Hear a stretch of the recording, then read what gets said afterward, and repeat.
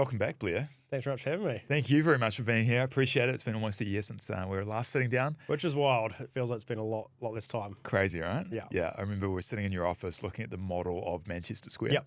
And it's reality now. Yeah, well, it's not finished yet, but it's looking more like a building, so that's pretty cool. It's getting there. Yeah, it's definitely getting there. I see you've been putting in some big hours there. Yeah. It's, I don't name it the flat, the side office, second home. Is that right? Yeah. Yeah.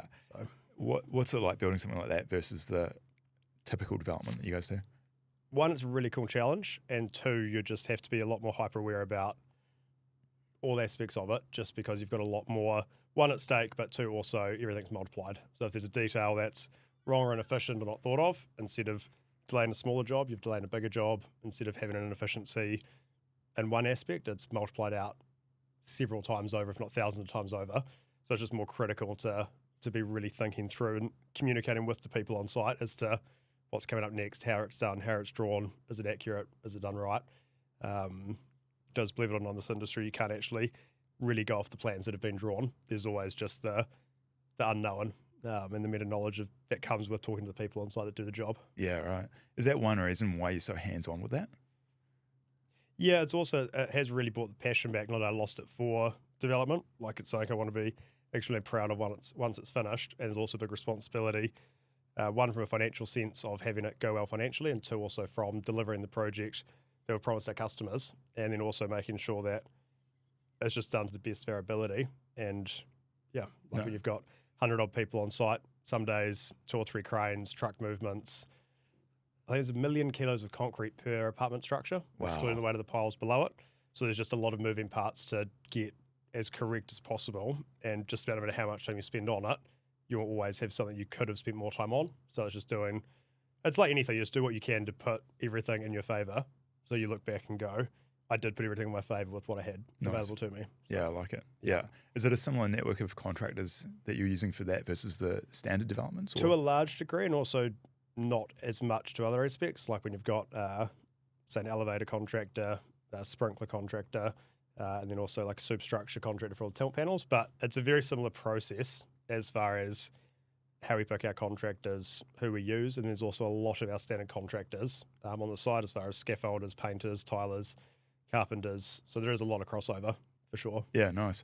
Having done that now or being midway through it, has that sort of inspired you to go bigger and bigger again or not? It's one of those things, as a developer, it's kind of the nature of developers to always want to go bigger, higher, more. But also, I really enjoy what we do from a townhouse space, and it was just a very unique opportunity to be able to do an East Frame project. But I do want to do another one just to be able to take the meta knowledge and learnings and efficiencies and reapply them from day one on a site like that. But also, in the same time in which we're on complete Manchester Square, of say 111 apartments and townhouses, we could have done 2 or 3 times that in townhouses in the same time frame with more spread risk, spread projects, spread timeframes. But from a legacy learnings, wanting to do it and being really proud of it, I want to do another one, but I don't have desire to go and say, let's do a 30-story one or a 50-story one, just because there's aspects when you have to be realistic about what's feasible and not, or what is sensible, I should say. Yeah, makes sense. Yeah, I'm sure the temptation's there, but then also, I'm still young. Like, might be times when you're semi-retiring, let's just have one project on at a time, and it's going to be a 6-year, 30-story building, and who knows? Yeah, I guess similar concepts apply. Yeah, I'm sure, to the sales, the mechanics, the economics of it. Yeah, it's like anything. Just if you've got 111 homes to sell, it's different than if you have 11 projects of 10 to sell in different places at different timings. But then also when it all comes together, it can create something really, really special. Yeah, nice. Yeah. Oh, that's cool. Oh, that's exceptional.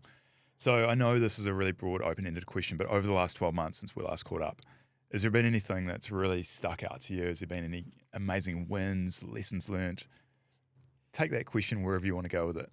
I suppose from a personal standpoint, I actually got engaged last year to Georgia, which was really cool. Congratulations. Thank you. So that taught me that if you know it's the right person, there's no point waiting around. It's one of those things where you realise you should have done it earlier after you do it, so it's really cool.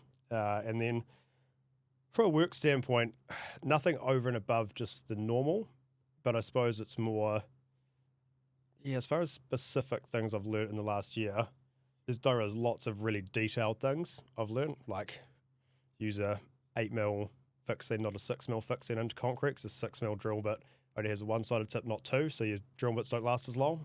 Like random things like that I've learned.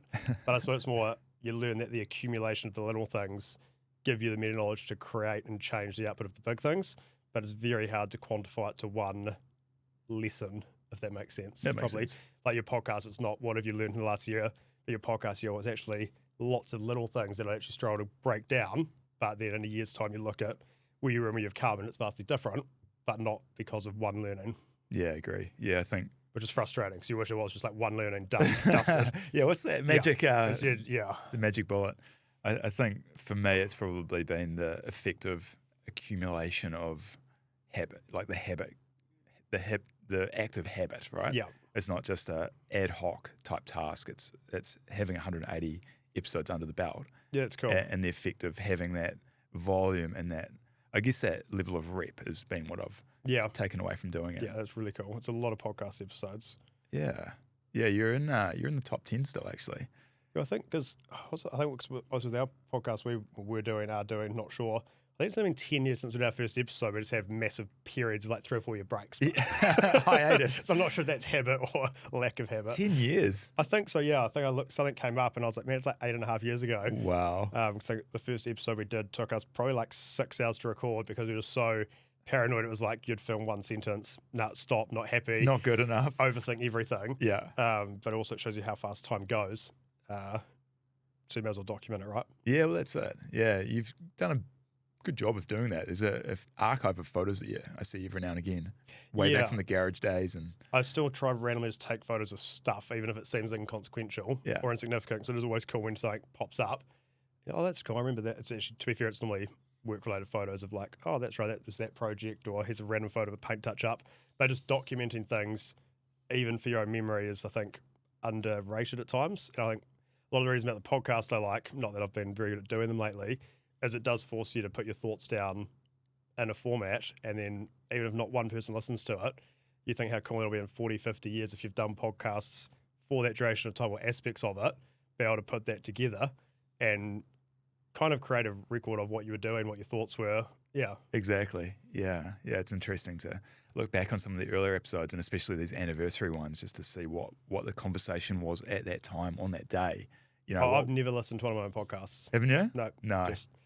All videos, just record it, play, hope for the best, and just say to someone, I trust your judgment, listen to it, be honest if you think it's got issues, otherwise just that's fine. If there's something really bad in there, Yeah. fair cool. Yeah. What about the next 12 months? As far as what aspects of it? Just in general. I get married in April, which will be really cool. Short honeymoon after that, which will be awesome. And then finish Manchester Square. And then just we've got some good projects ahead of us. And it's just, so the last 5 years we've averaged, if you break it down sort of an average, the last 5 years, a house a day every day. And then I think since about March last year, sales are sort of back at, so the market, a house every working day, as far as what our forward delivery will be. And I sort of want to, one, obviously keep doing the deliveries of that and try to get it back up to a house a day, because it's not very cool to say every working day. Whereas if you say every day, then you think Sunday is Christmas, Easter. Yeah. Whereas every working day is kind of just, Yeah. everyone Right. goes to work every day and delivers something. Yeah. Wow. That is a huge. So it's actually not make any mistakes or major mistakes. Really enjoy the process of getting married, having a honeymoon, and then try slowly get back up just with the market and just doing sales, right project, pricing, etc. Try to get back up to that sort of house every day, not working day. Yeah. To sort of sit around that 300 to 500 deliveries in sales a year. Yeah. Nice. Cool. I like it. Travel? Anything booked? No, Fiji for a honeymoon. Yeah. And then that's it. I think last year I left the country for work twice and don't think I even went to Tamna for a holiday. Yeah. Right. Okay. Yeah. Yeah. What about technology-wise? Have you noticed anything specific over the last 12 months? It's a hard one because like everyone's noticed lots of things in the technology space, especially AI. But then when you ask the question of what AI technology have you implemented on a permanent basis, the answer I think very different for most people.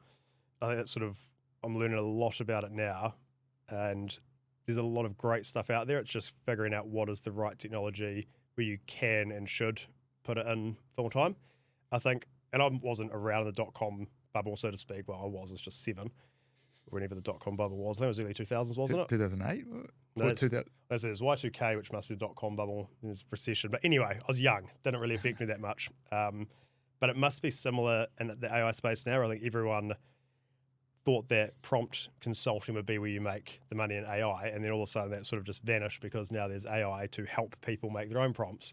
And then I feel like there's that many different AI softwares that all generally on this 3 or 4 same main brains behind it. And if you go, I'm going to use this for all of my, whether it be marketing or accounting or whatever it may be, and then is that company going to be around in 5 years' time or 3 years' time or 2 years' time? Or what if the software behind that software goes out of business? Then all of a sudden, all of your infrastructure breaks. So it's sort of just navigating that aspect of it. And I found some good ways around doing that, just things to help out while you're not relying on one system where while it's there, it's great. If it goes away, it's inconvenient, but it's not breaking the business. And I'm hoping this year is the year in which I can find a way to really implement some tools without having those risks I just spoke about. Yeah, it's always interesting when people talk about AI. I'm really curious about the specific use case. It's seemingly a big gap to go from ChatGPT usage to what are you actually doing? Like, how are you actually saving time? Or yeah, well, I think it's one of those things where it's interesting how like history always repeats itself, and we've actually got our first AI call agent, where if you inquire on specific ads of ours, you'll get a call from an AI person. Oh yeah, and like we'll kind of discloses like, hey, I'm Olivia, digital assistant, when of course no one really expects to be talking to an AI person. So it's amazing. No one realizes, and it's more just to help fact find, qualify, and then book a meeting. Yeah, right. To the initial process.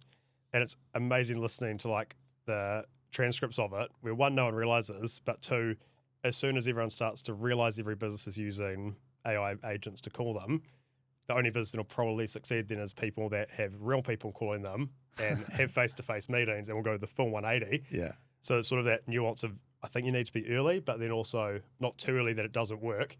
And then as soon as it's available to everyone, I could be wrong, but I think then the market goes back the other way and wants human interaction again. Yeah, right. It's quirky if someone calls us now and they're a robot and you quiz them and whatnot. And then after a while, you're like, I can't believe this person's not even wanting to talk to me for my business. And then the company that does talk to you and wants to see you in person, you're like, man, they're a good company. They don't use robots. They use face-to-face interactions. Actual humans. The guy was kind of missing a few points, but I respect that he just called me himself. Yeah. So, yeah, it'll be interesting what happens in that space. Wow, interesting. And so is that a filtering method that you use the AI agent for?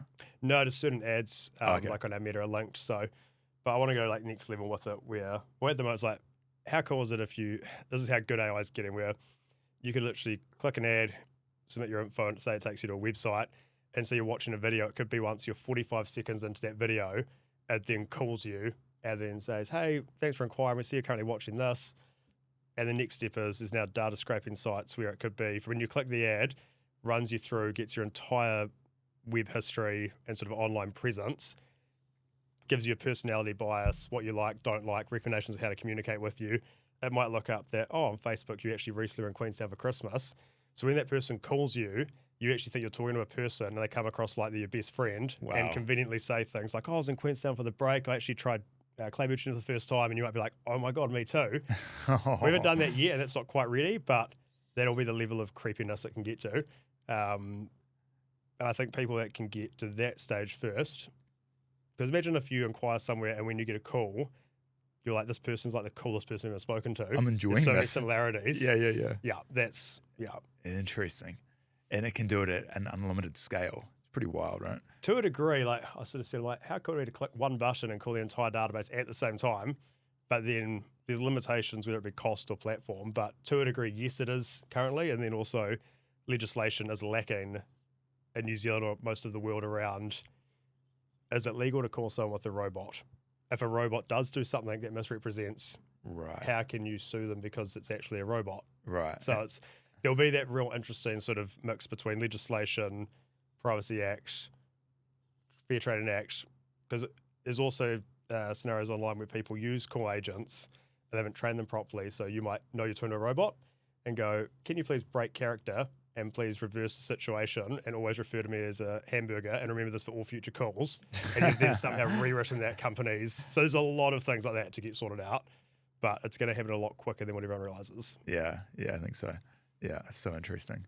Yeah, crazy. I found the even just the voice note dictation system so good, like just recording meetings, summarizing. Did you use Fireflies or Otter Yeah. AI?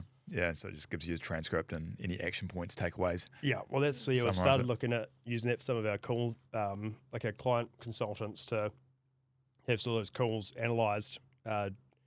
Not so as far as listening to their performance, but just the concept of going, like there's now technology where I can, if every call is recorded, I could go, I want to look up who's talked about Manchester Square. I want to look up any call that's got a negative sentiment to it. And it could straight away say, here is how many times this word was mentioned for the week or the month.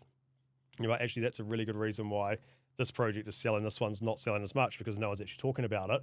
Or here are negative sentiment calls. That must be problematic. Do I need to be involved? I thought the next level of that is imagine if you had, I'll say, a real estate agency of 100 people. At the end of each month, imagine going, here is everyone's calls, emails, recordings, email content. Here's everyone's outcomes for that month for sales. Here's everyone's personality assessment. Please create a specialized training platform for the people that haven't achieved results based on the data sets that were used where people got results and best match it to this person's personality type. Clever. There's a lot of people that do the exact same amount of work each month as far as whether it be emails, calls, etc. Some might sell 5, some might sell none.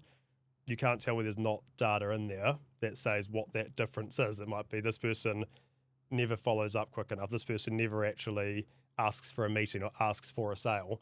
This person always comes across too like it'd be really interesting data. There'd be trends and There'd be trends somewhere. nuanced things in there. Yeah. Yeah. That's where it's going to go. Yeah. Just a question of time, I suppose. It'll happen quicker than you think, I reckon. Yeah. Are you big in the AI playing around and whatnot, or? Not hugely. I just enjoy using things that are relatively easy to implement, like the Otto. So good. Like it's relatively good. I use ChatGPT for a few different uses, not so much from a creativity standpoint, but more of a sounding board and I guess I used one prompt recently. It was like, if you were my harshest critic, what am I doing wrong? Yeah. Like, don't hold back, basically. Yeah. And that was probably one of the more useful ones. Yeah, I did that too. Was it? Based on everything you know about me from prior interactions, what might you know about me that I might not know about myself? Oh. Now roast me and be savage. And was it pretty savage?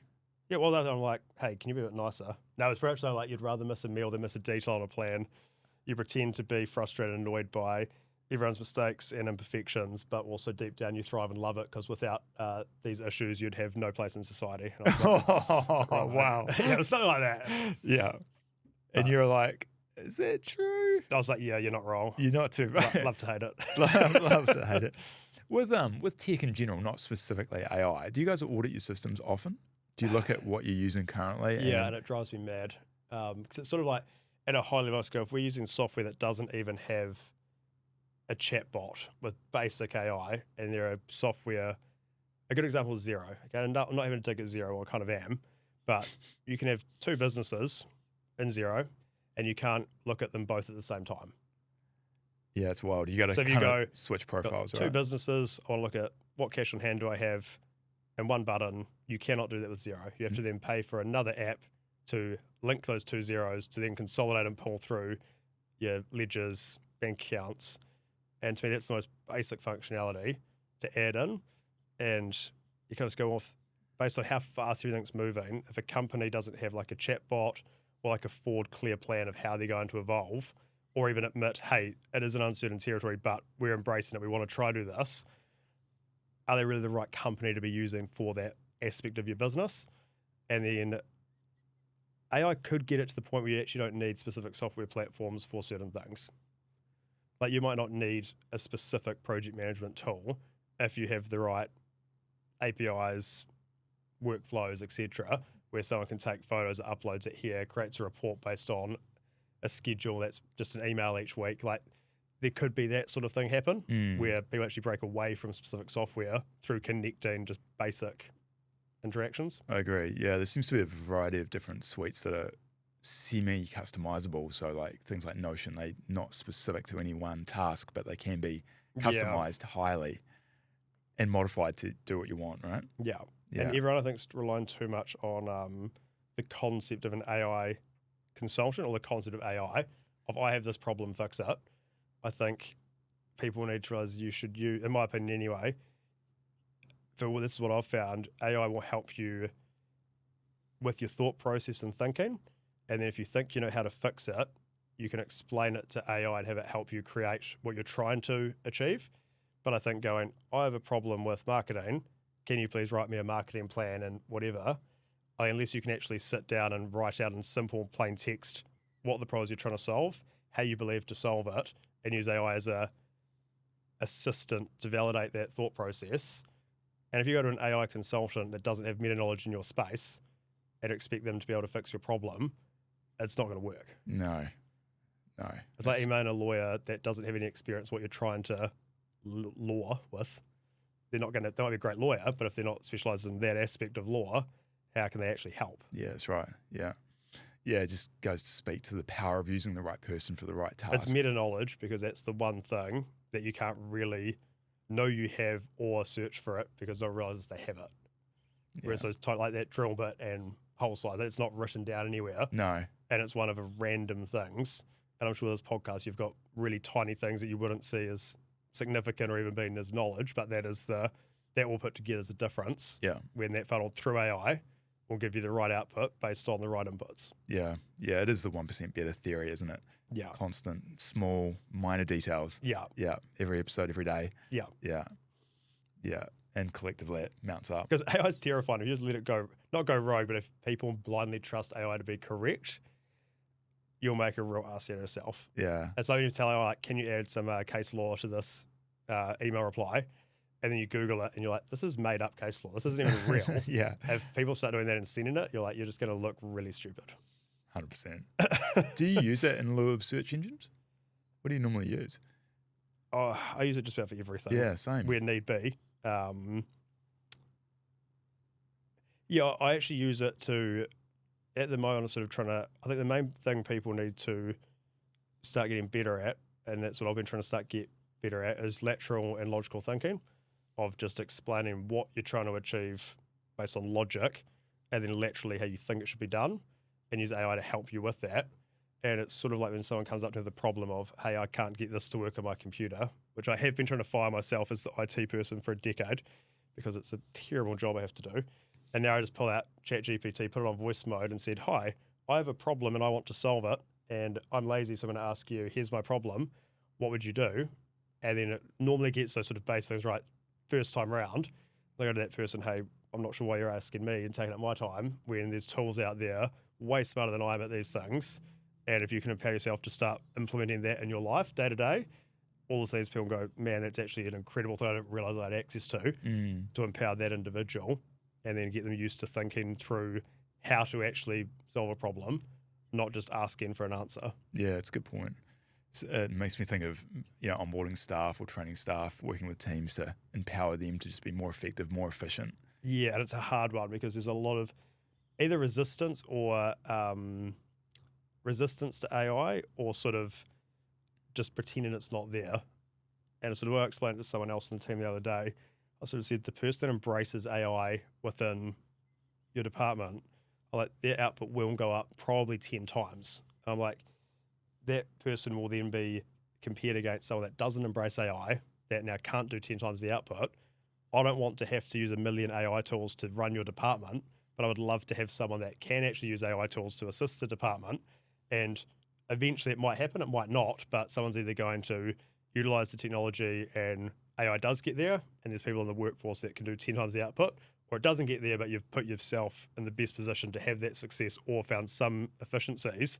I said, just think of an orchestra and you want to be the conductor, where the conductor doesn't actually even need to know how to play the instrument, and you shouldn't be fearful of AI because it's going to happen regardless, and you don't want to be in the position where someone's got the ability to do 10 times the output versus someone that hasn't embraced it, because there's a risk in certain industries where it could literally be the space of where it goes, where Singapore's already now incentivizing people, I think 40 and older, to pay for them to go retrain, because Singapore's aware that there'll be industries vanish or where the industry's requirements of labour are significantly reduced through to AI, and there'll be people made effectively not needed, which is horrific to say, but in history that happens. Mm-hmm. And I think this generation and this current place we're at now is the world's not able to just accept that and just say, hey, look, this industry is not needed at all. It can be reduced 90%. You're going to have to retrain. I know you worked for the last 20 years to get good at this. Real sorry. Yeah. But there's the reality of until we start increasing productivity measured by GDP per capita, you can't pay anyone more. You can't actually grow. You can't move ahead. And we've already seen there's AI there enough to make a difference. And it's going to come a point of who's going to make the tough calls and who's not. And there's going to be a lot of resistance within that because the people that are probably realizing that AI can do part of their job are the ones that should be embracing it, educating the people above and below about it, but instead they'll be the ones that resist it or go over and above for protections with their job to try kind of make things harder to show that they're needed. Yeah. Which then makes it even worse before it gets better. Yeah. I mean, mentioning of Xero before, that's one industry that comes to mind straight away. Well, the accounting world. The accounting world, it's like that is an industry where it theoretically should be binary based on trends. It is an exact archetype of an industry that should be able to be revolutionized through AI because it's inputs, outputs with clear rules and logic behind it. Yeah. And if you search accounting tools, there's more or less none for argument's sake. There's no tangible things out there. Whereas if an alternative universe, I worked for the IRD, I'd love to be in the audit team.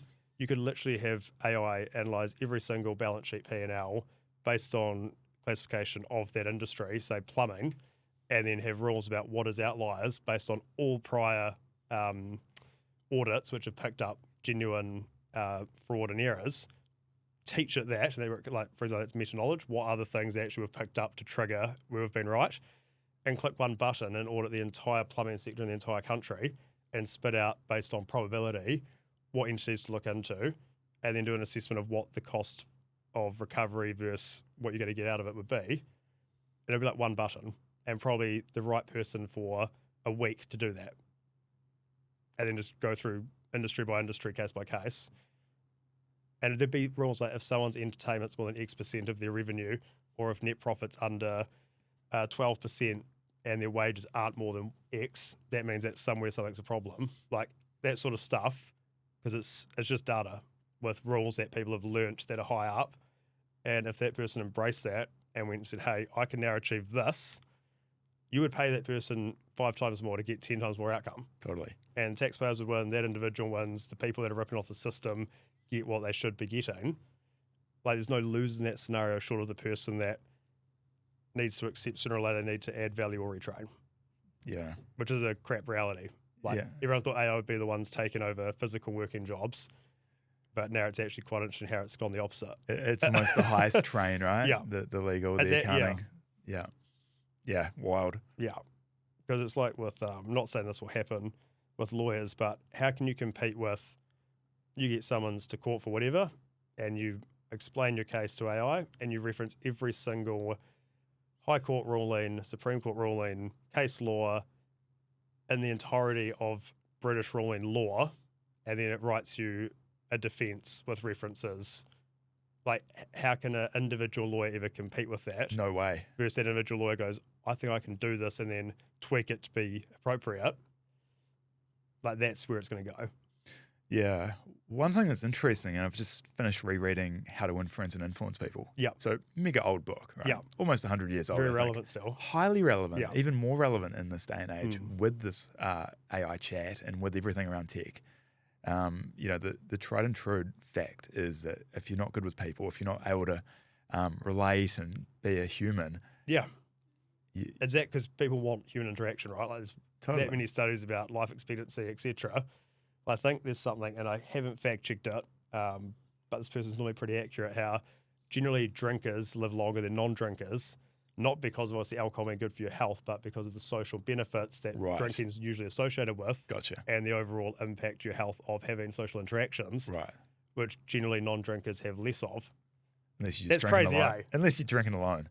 Yeah, correct. There's always bell curve and outliers. Yes. But I think AI won't take away that concept of you want to do business with people, but also you want efficient people and you want to reward good people and you want things to be as efficient as possible. Yeah, 100%. Yeah. Yeah. And so those industries that are prone to being vulnerable, if they were to lean in and use the people side of it to be better, and to lead the path. That's the opportunity. Yeah, Yeah. no, it's literally that. Just going because if you're early, you've got that biggest opportunity. Where I think it's more, since you use AI a bit and I use it. Well, I try to use it and teach myself quite a lot. It's more you forget how little most people know about it, or how much they just credit it based on like there's a news article that this happened or that happened. And then when you think through how many annoyances you have every day that you don't realise, whoever comes through with a real simple problem, you don't care if they've automated that or not, or it costs them $1 or $1,000. If they can solve a genuine problem for you and it works, Yes. and you like that person, they're solving a problem. 100%. Like, this is crazy and off topic.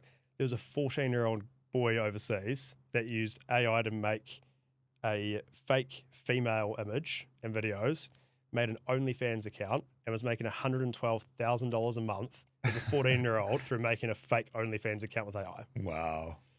So it's more, that's like the scope and scale of what is theoretically possible. Yeah. Who needs a lemonade stand when you've got AI? I did think, like, man, like, I was a bit nerdy at school. If I could go back to AI, like, that generation of that whole, and that time of life, you don't really have rules and responsibilities of just being able to do that. Do that like, kind of stuff. That is where it's, really cool. Nuts, isn't it? And I guess that's the offset to the industries that are being not wiped out, but jobs being reduced, right? There is opportunities.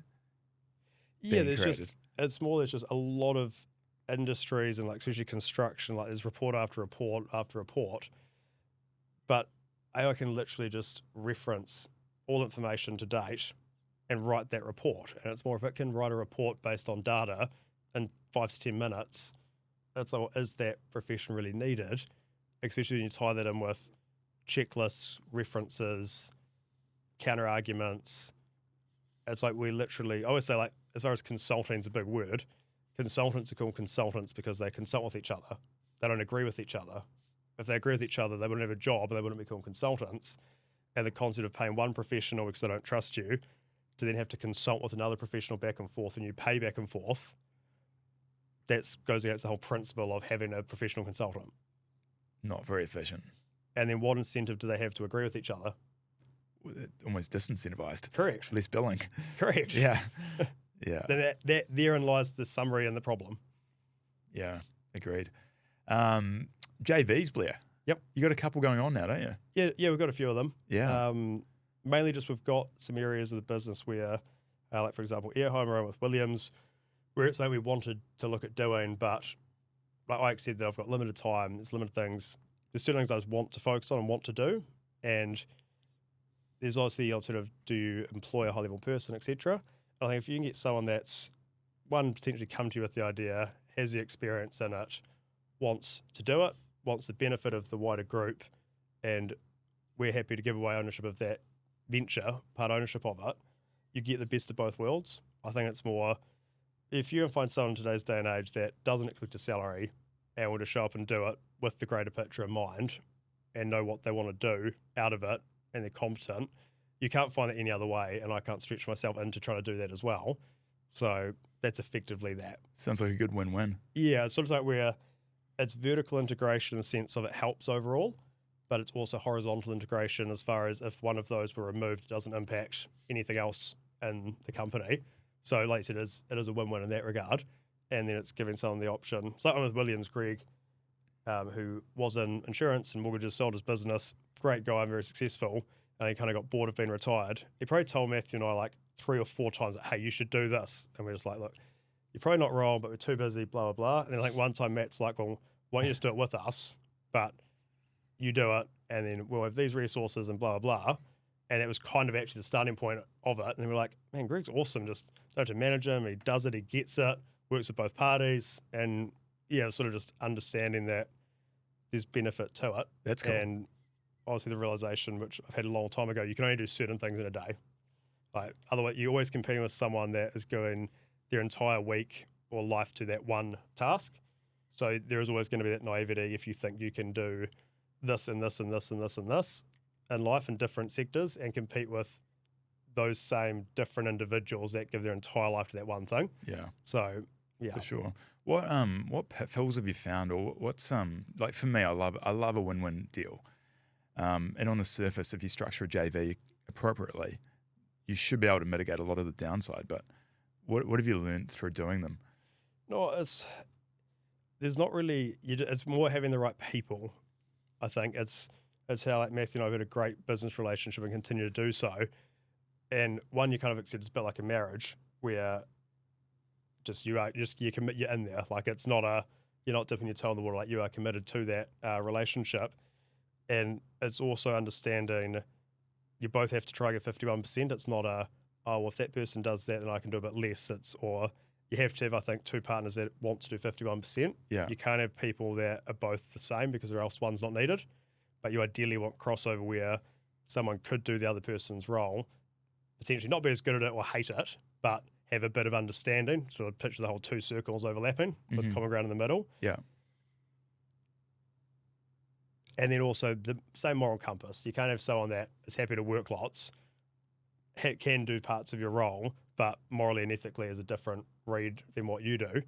So I think it's more the summary of that is just someone with a good moral ethical compass that is competent, different complementing skill set, and that's it really.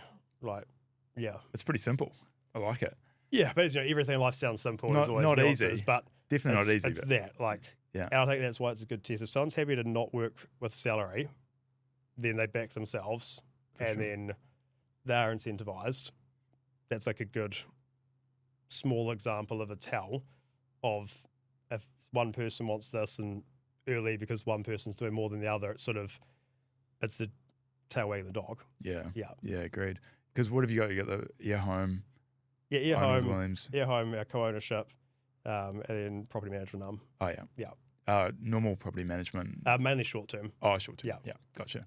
Yeah, just because we have our own short-term accommodation homes plus a lot of customers. We had someone that was managing a lot of them anyway for our customers and for us.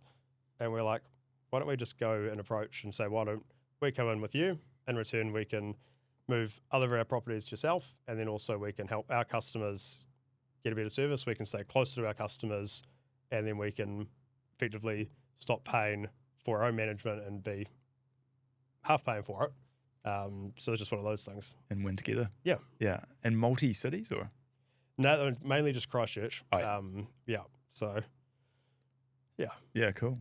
Any ambition to do more JVs in the future or keep these ones? It's got to be, it's like you don't go, man, I'm sick of paying my accountant's bills, so I'm going to go JV accounting firm. So it's more going, what actually makes tangible sense to benefit the overall company or benefit multiple sort of aspects of the company that can be seen as vertical integration internally and horizontal integration externally.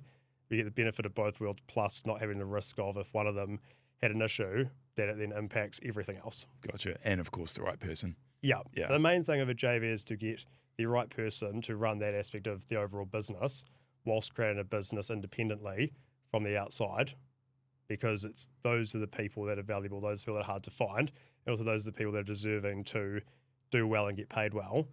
And there are examples where you can remunerate people well, you can have KPIs and bonuses, but then there's other businesses where it makes more sense to do it as an ownership structure, as a JV, and otherwise you're trying to find that kind of person in the marketplace, which just, in my opinion, is extremely hard to do.